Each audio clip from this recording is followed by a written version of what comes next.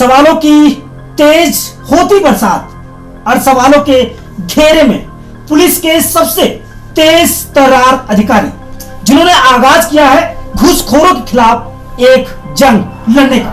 पहले वो देश की सेवा करते थे एक आर्मी ऑफिसर बनकर, उसके बाद जिम्मा उठाया शिमला के लोगों की, पूरे हिमाचल के लोगों की सेवा करने का।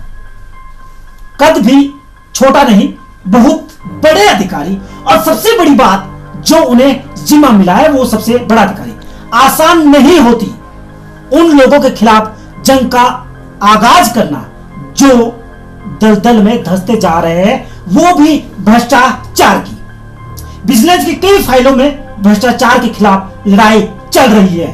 फिर से आपका स्वागत नहीं, तहे दिल से स्वागत। सच की कसम खा के कहता हूं, जो कहूंगा सच कहूंगा। और मेरे साथ है इस समय एडीजीपी एंटी करप्शन और विजिलेंस केसी सड्याल जी। सड्याल जी, सीधा एक सवाल आप तक पहुंच रहा है, जवाब देने के लिए आप तैयार रहें। सवाल गंभीर, परेशान करने वाला, हिला देने वाला सवाल है। सबसे ज्यादा खुशी आपको कब होती है? एज ए प्रोफेशनल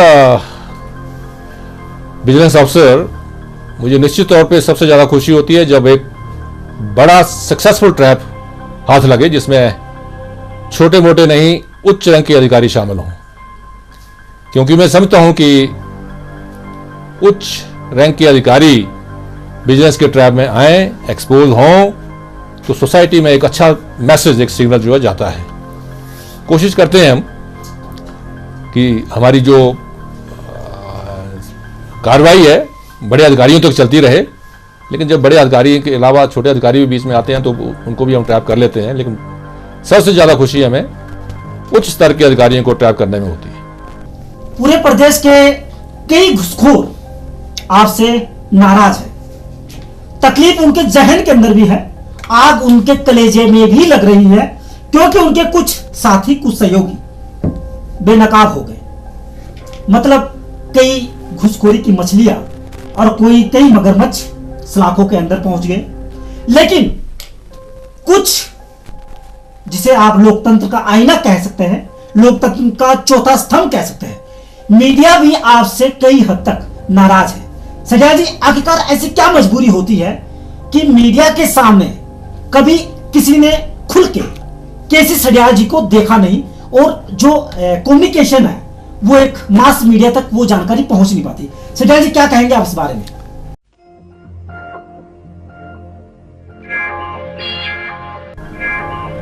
इस बारे में मेरा ये कहना है कि हमारा दोनों का रोल जो अलग है। मीडिया का रोल है जल्दी से जल्दी खबर हासिल करना और जनता के सामने लाना। हमारा रोल है जल्दी से जल्दी मामले को हल करना और उसको सही डेस्टिनेशन तक पहुंचाना।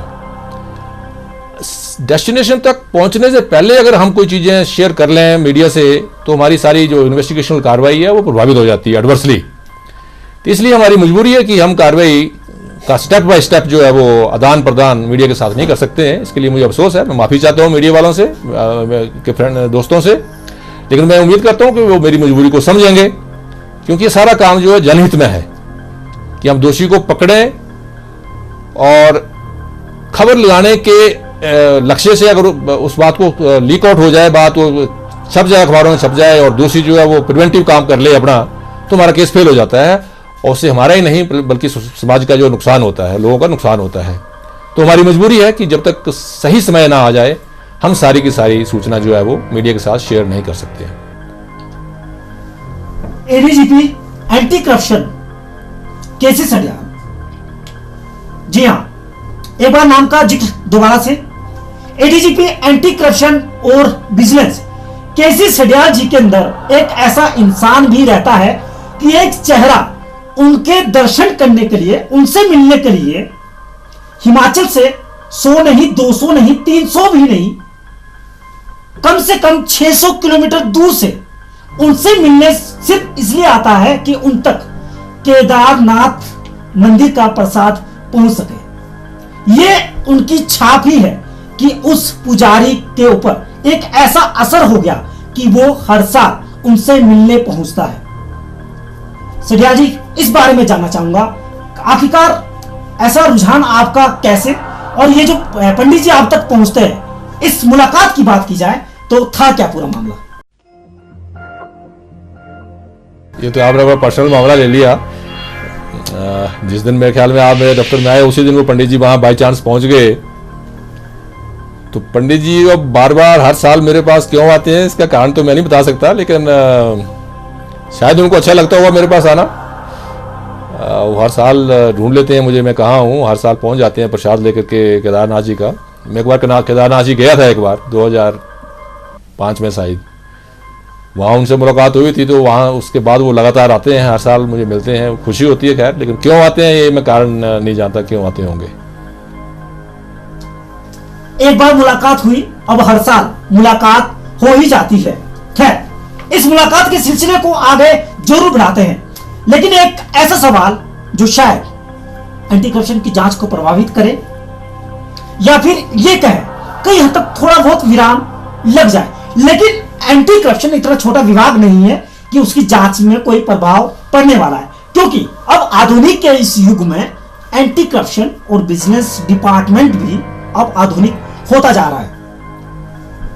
क्यों ना सेठिया जी के साथ कुल्लू की सैर की जाए।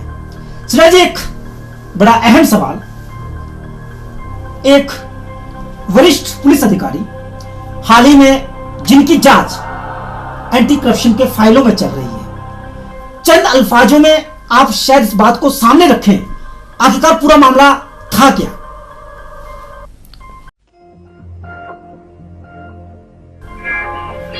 इस बारे में अभी कुछ कहना मेरे लिए उचित नहीं होगा। कौन लोग इसमें संलिप्त हैं, किस तरह से संलिप्त हैं, किस रैंक तक संलिप्त हैं, ये इन्वेस्टिगेशन अभी चल रही है, और इसके बारे में कोई टिप्पणी करना मेरे लिए मुनासिब नहीं होगी स्टेज के ऊपर, क्योंकि इससे इन्वेस्टिगेशन प्रभावित होगा। सॉरी। उम्मीद है इस बार भी एंटी करप्शन का ये मिशन हमेशा की तरह सक्सेस हो, साथ ही घूसखोरों के चेहरे के ऊपर जो ईमानदारी का नकाब लगा हुआ है वो नकाब उतर जाए, उनका असली चेहरा भी सबके सामने आ जाए। अब अहम सवाल हिमाचलियों के लिए, हिमाचल के आवाम के लिए, सच बोलने वाले, सच दिखने वाले, सच के सामने आने वाले, जी हां, सच की कसम में अब एडीजीपी का वो संदेश आप तक, जिसमें आपसे वह अपील की जा रही है, जिस कदर एंटी करप्शन डिपार्टमेंट उन लोगों के खिलाफ जंग का आगाज कर चुका है जो घुसखोरी के दलदल में धंसे हुए हैं। एडीजीपी साहब, क्या आपका जो अपील है वो रहेगी उन लोगों के खिलाफ जिनके सामने घुसखोरी का खेल सरेआम चल रहा है, लेकिन किसी कारणवश वो आप तक नहीं पहुंच पाते? क्या संदेश आपका हिमाचलियों के लिए?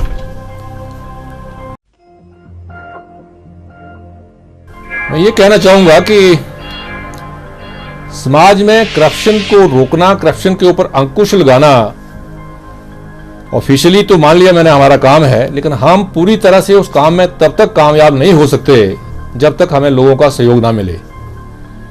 हिमाचल प्रदेश सरकार की जो नीति है जीरो टॉलरेंस अगेंस्ट करप्शन, उसको हासिल करने के लिए लोगों का सहयोग होना बहुत जरूरी है। लोगों में शायद इस बात का डर रहता होगा कि हमारा नाम लीक आउट हो जाएगा, और इस बात को मैं समझता हूं। कोई भी आदमी अपना नाम जो है वो उछालना नहीं चाहेगा किसी के बारे में सूचना देते हुए। तो एक तो मैं आपके चैनल के माध्यम से ये अश्योर करना चाहता हूं लोगों को कि जो भी कोई सूचना आप हमारे से शेयर करना चाहें, आपके पास हो किसी भ्रष्टाचारी के खिलाफ, तो निश्चिंत होकर के, निसंकोच होकर के हमारे पास आइए, टेलीफोनिकली बात करिए, पर्सनली हमारे से मिलिए, किसी भी टाइम मिलिए। मैं आपको श्योर करता हूं आपका नाम जो है गुप्त रखा जाएगा। मैं ये भी आपको श्योर करता हूं अगर आप चाहेंगे आपका नाम मेरे अलावा किसी और को बिल्कुल मालूम, मेरे विभाग में भी किसी को मालूम नहीं होगा। तो इस चिंता को दिमाग से निकाल दीजिए, नंबर एक। नंबर दो, मैं ये भी नहीं चाह रहा हूं कि आप ट्रैप ही करवाइए। आपके पास जितनी इंफॉर्मेशन है उतनी आप शेयर कर लीजिए। ट्रैप करने में कहीं ना कहीं हो सकता है आपकी आइडेंटिफिकेशन जो है लीक आउट हो सकती होगी, लेकिन हम जरूरी नहीं है ट्रैप ही करें। आप अपनी जो आपके पास इंफॉर्मेशन है वो बताइए, हमारे साथ शेयर करिए, हमारे साथ डिस्कस करिए, और उसका हमको रास्ता निकालेंगे। ताकि उसके ऊपर आगे कैसे कार्रवाई की जा सकती है। जरूरी नहीं है ट्रैप करना, हमारे पास और तरीके भी हैं केसेस को वर्कआउट करने के, दोषियों को पकड़ने के। कोई बड़ी जानकारी कोई व्यक्ति देता है, एक्शनेबल देता है, और उसके ऊपर हमें कामयाबी मिलती है, तो उसमें हम इनाम भी देते हैं। जो कई लोगों को इनाम भी दे चुके हैं, आंदे भी देते रहेंगे। जो अच्छी इन्फॉर्मेशन कोई मिलती है उसमें, तो ये भी हमारा एक है कि लोगों को थोड़ा बहुत इनाम भी दे जाए। हमारे पास इतना ज़्यादा तो नहीं होता है, लेकिन फिर भी हम कोशिश करते हैं कुछ रिवार्ड दिया जाए, ताकि उसकी जो खबर देने वाला आदमी है उसको कुछ अप्रिसिएशन मिल सके। तो इसके अलावा मैं यही कहूँगा कि हम सब की भलाई इस बात में है कि जिन लोगों के खिलाफ हमारे पास कोई सूचना है कि वो भ्रष्टाचार में संलिप्त हैं, डायरेक्टली हैं, इनडायरेक्टली हैं, किस माध्यम से हैं, किस तरीके से हैं, जितने भी आपके पास सूचना है, हो सके तो हमारे साथ शेयर करिए। इस समाज को भ्रष्टाचार मुक्त करने में हमारी मदद करिए, क्योंकि इसमें आपकी ही भलाई नहीं, हमारी भी भलाई है, सारे समाज की भलाई है, सारे देश की भलाई है। इस वक्त हिंदुस्तान एक बड़े क्रूशियल दौर से गुजर रहा है। बहुत सारा पैसा जो है वो समाज में खर्चा जा रहा है, चाहे वो सड़कों के ऊपर है, चाहे वो दूसरी बिल्डिंगों के ऊपर है। जहां भी आपको लगता है भ्रष्टाचार पनप रहा है, भ्रष्टाचार हो रहा है, हमें बताइए, हम आपकी पूरी मदद करेंगे। इसलिए नहीं कि आपकी मदद करेंगे, आपकी मदद के माध्यम से अपनी मदद भी करेंगे, और कोशिश करेंगे कि समाज में भ्रष्टाचार के ऊपर लगाम लगाई जाए। धन्यवाद। ये निमंत्रण है हिमाचल के उन सभी लोगों के खिलाफ जिनके जहन के अंदर हिम्मत पनप रही है। आप भी अपने कदम बढ़ाइए और भ्रष्टाचारियों के खिलाफ एक जंग का आगाज कर दीजिए। आपके लिए विजिलेंस विभाग का दरवाजा खुला है, साथ ही सिटी चैनल का दरवाजा भी आपके लिए खुला। आप कभी भी दस्तक दे सकते हैं, अपनी बात सीधी हम तक पहुंचा सकते हैं। उम्मीद है, भरोसा है खुद से भी ज्यादा आप पर। आप इस अपील पर गौर करेंगे और छेड़ेंगे भ्रष्टाचारियों के खिलाफ एक जंग। जी हाँ, सच की कसम में आज फिर से सवालों का सिलसिला भी जारी था, जवाब का सिलसिला भी जारी था, लेकिन जो जवाब आया वो हकीकत में हैरानी में डालने वाला नहीं, बल्कि सुकून देने वाला था। तो सच की कसम में आज बस इतना ही। जो कहूंगा सच कहूंगा, झूठ बोले कौवा काटे। लेकिन सच की कसम में तहे दिल से धन्यवाद एडीजीपी एंटी करप्शन और विजिलेंस केसी सड्याल जी का। धन्यवाद सड्याल जी। थैंक यू, धन्यवाद। तो आज बस इतना ही, फिर एक चेहरे के साथ, सवालों की बरसात के साथ। तब तक के लिए नमस्कार, और आप देखते रहिए हिमाचल की नंबर 1 आवाज सिटी चैनल।